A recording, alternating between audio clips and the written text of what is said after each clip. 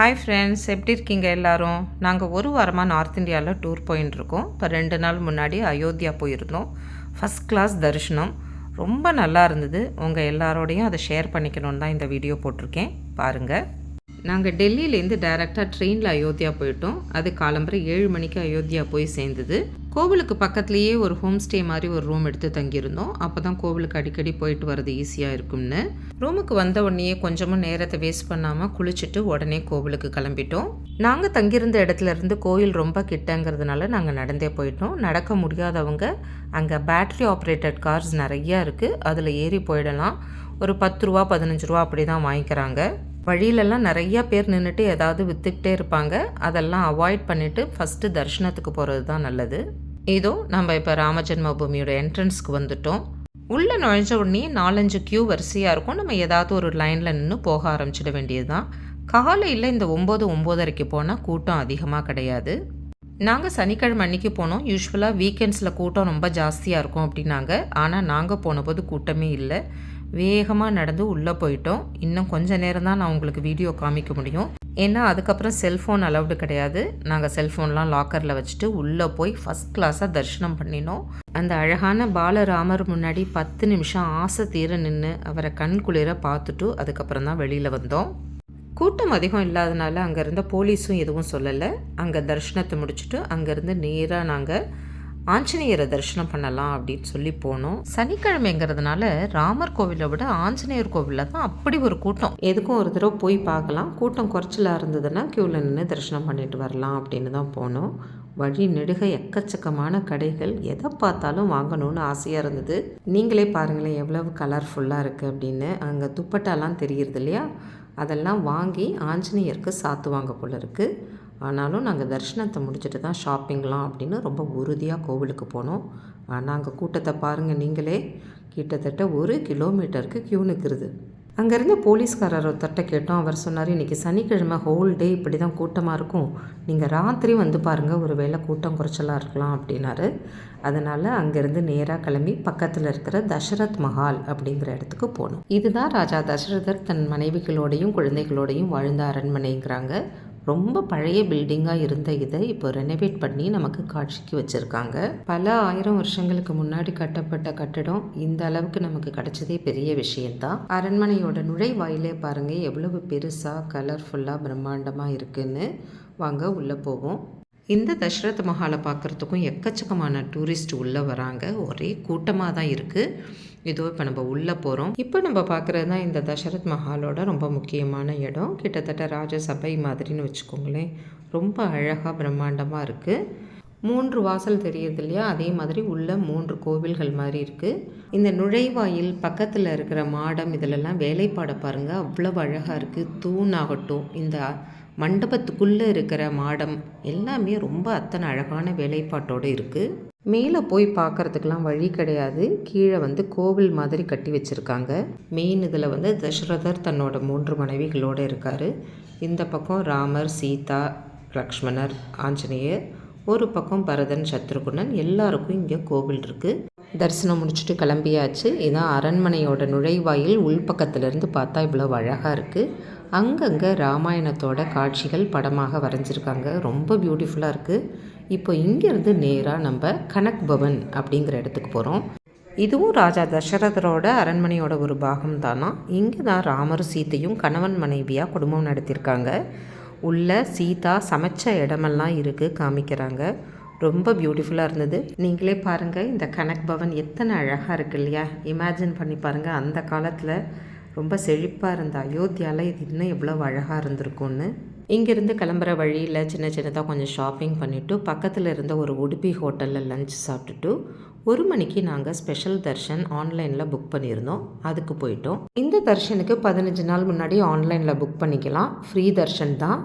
இந்த தடவையும் ரொம்ப அற்புதமான தரிசனம் கிடச்சிது. ரொம்ப சந்தோஷமாக ரூமுக்கு போய் கொஞ்சம் ரெஸ்ட் எடுத்துட்டு சாயந்தரம் ஒரு 5:30 மணி வாக்கில் கிளம்பி சரையு நதிக்கரையில் ஆரத்தி நடக்க போகிறது அப்படின்னு அதை பார்க்குறதுக்காக கிளம்பி போனோம். இதுதான் இப்போ சரையு நதிக்கரைக்கு போயின்னு இருக்கோம். பாருங்கள், போகிற வழி முழுக்க கடைகள், வாங்குறதுக்கு நிறையா சாமான்கள், சாப்பிட்றதுக்கு நிறைய விஷயங்கள், ரொம்ப சுவாரஸ்யமாக இருக்குது. எல்லாத்தையும் பார்த்து ரசிச்சுட்டு ஃபோட்டோ எடுத்துகிட்டு போனோம். இதான் சரையூ நதி வந்தாச்சு. இப்போ குளிர் ரொம்ப ஜாஸ்தியாக இருக்கிறதுனால சரையூவில் ஸ்நானம் பண்ண முடியல, ஜஸ்ட்டு புரோக்ஷனம் பண்ணிட்டோம், அவ்வளவுதான். இதோ ஆரத்தி ஆரம்பிச்சாச்சு, பார்த்து ரசிங்க. அச்சுதம் கேசவம் கிருஷ்ண தாமோதரம் ராமநாராயணம் जानकी वल्लभम गोविंद बोलो हरि गोपाल बोलो गोविंद बोलो हरि गोपाल बोलो राधारमण हरि गोविंद बोलो राधारमण हरि गोविंद बोलो सियावर रामचंद्र मूर्ति की जय।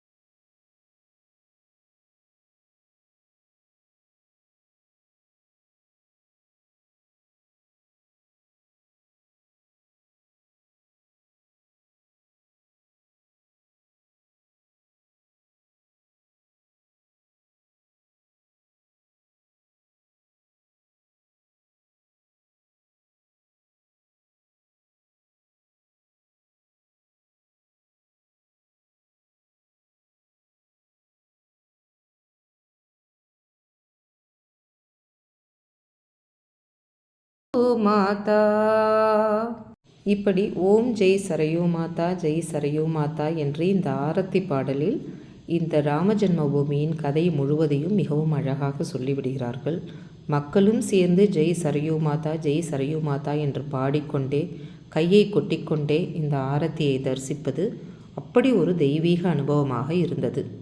தூபம், சாம்பிராணி, தீபம், கற்பூரம் எல்லாவற்றையுமே 4 திசைகளுக்கும் ஆரத்தியாக காண்பித்துவிட்டு கடைசியில் சரையூ நதி பக்கம் காண்பித்துவிட்டு ஆரத்தியை முடிக்கிறார்கள். கூடியிருந்த பக்தர்கள் கூட்டம் ஓம் ஜெய் சரையூ மாதா ஓம் ஜெய் சரையூ மாதா என்று கோஷமிட அற்புதமாக இந்த ஆரத்தி நிறைவடைந்தது. அப்பா, எத்தனை தெய்வீகமாக இருந்தது இல்லையா? ஆரத்தி முடிஞ்ச உடனே அத்தனை பேரும் கீழே வந்து விளக்கு வாங்கி சரையூ நதியில் விட்டபோது பார்க்குறதுக்கே கண்கொள்ளா காட்சியாக இருந்தது. அவங்களோட பக்தியெல்லாம் பார்க்கும்போது நமக்கெல்லாம் கொஞ்சம் பக்தி குறைச்சலாக இருக்கோ அப்படிங்கிற சந்தேகம் கூட வருது. இங்கேருந்து நேராக ஆஞ்சநேயர் கோவிலுக்கு போனோம். கூட்டம் ரொம்பவே குறைஞ்சிருந்தது. ஒரு அரை மணியில் நல்ல தரிசனத்தை முடிச்சுட்டு திருப்தியோட ரூமுக்கு போய் தூங்கினோம்.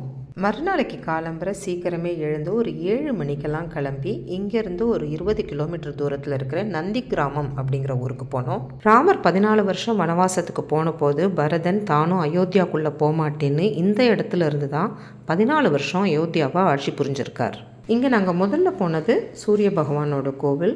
ராமர் ராவணனை கொன்னுட்டு திரும்பி அயோத்தியா வரும்போது இங்கே இருக்கிற குளத்துல தான் ஸ்நானம் பண்ணி தன்னோட பாவத்தை போக்கின்றதா ஐதீகம். அதனால நிறையா பேர் இந்த குளத்தில் ஸ்நானம் பண்ணுறாங்க.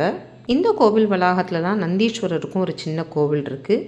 நந்தி பகவான் பல 100 வருஷங்கள் இந்த இடத்துல அமர்ந்து தவம் பண்ணின போது தான் சிவபெருமான் அவர் முன்னாடி தரிசனம் கொடுத்து அவரை தன்னோட முக்கிய கடமாக ஏத்துண்டதா வரலாறு. அதனால தான் இந்த இடத்துக்கு நந்தி கிராமம் அப்படின்னு பேர் வந்தது. இதோ பரதன் பாதுகையோடு அமர்ந்திருக்கார். இந்த இடத்துல இருக்கிற பெரிய ஆலமரத்தின் கீழே தான் ஆஞ்சநேயர் குதித்து பரதனை சந்திக்கிறதா புராணம் சொல்கிறது. அதனால் ஹனுமான் பரத் மிலாப் மந்திர் அப்படின்னு பேர். இப்போ நம்ம பார்க்குற இந்த கோவிலுக்குள்ளே தான் ஒரு குகை மாதிரி இருக்குது. அதுக்குள்ளே உட்காந்துட்டு தான் பரதர் ராமர் பாதுகையை வச்சு அயோத்தியை ஆட்சி புரிஞ்சாராம். ராமர் காட்டுக்கு போனது தெரிஞ்ச உடனே பரதர் அயோத்தியிலேருந்து ஓடி வந்து இந்த இடத்துல தான் 2 பேரும் சந்திச்சிருக்காங்க. இப்போ நம்ம பார்க்குற இந்த குளம் தான் பரத் குண்ட் அப்படின்னு பேர். இங்கே இருந்த 14 வருஷமும் பரதர் இந்த குளத்தில் தான் குளிச்சிருக்காராம். இப்படி ராமாயணத்தோட பல முக்கிய நிகழ்வுகள் நடந்த இடத்தையெல்லாம் தரிசனம் பண்ணிட்டோம். ரொம்ப சந்தோஷத்தோட அயோத்தியை நோக்கி கிளம்பினோம். அயோத்தியாவில் நீங்கள் எங்கே போனாலும் இந்த கடை வாசலில் இருக்கிற நேம் போர்டெல்லாம் பாருங்கள். எல்லாம் ஒரே மாதிரி டிசைனில் ஒரே பேட்டர்னாக இருக்கும். அது எனக்கு ரொம்ப ஆச்சரியமாக இருந்தது, ரொம்ப அழகாகவும் இருந்தது. அயோத்தியாவில் எந்த பஸ் ஸ்டாப்பை பார்த்தாலும் ராமர், ஹனுமான், இப்படி ராமாயணம் சம்மந்தப்பட்ட ஃபோட்டோக்கள் தான் இருக்கும். இப்படி பல தெய்வீகமான அனுபவங்களோட அயோத்தியை விட்டு கிளம்பினோம். 3:20க்கு வந்தே பாரத் ட்ரெயினை பிடிச்சி லக்னோ போகிறோம். லக்னோவில் உங்களை சந்திக்கும் வரை உங்களிடமிருந்து விடைபெற்றுக் கொள்வது உமா வெங்கட். பாய்.